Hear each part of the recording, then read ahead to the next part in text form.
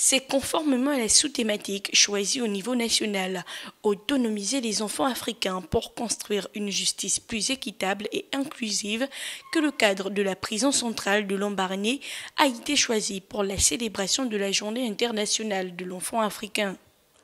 Tenir cette célébration au sein même d'un établissement pénitentiaire n'est pas un hasard.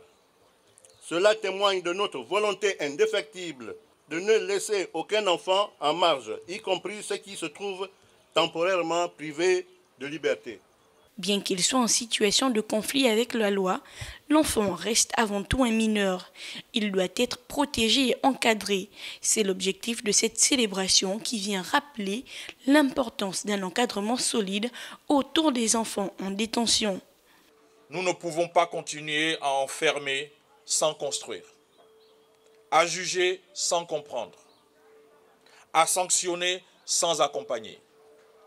Les enfants du Gabon, même ceux passés par la détention, ne doivent plus être traités en marge, mais au centre de notre projet républicain.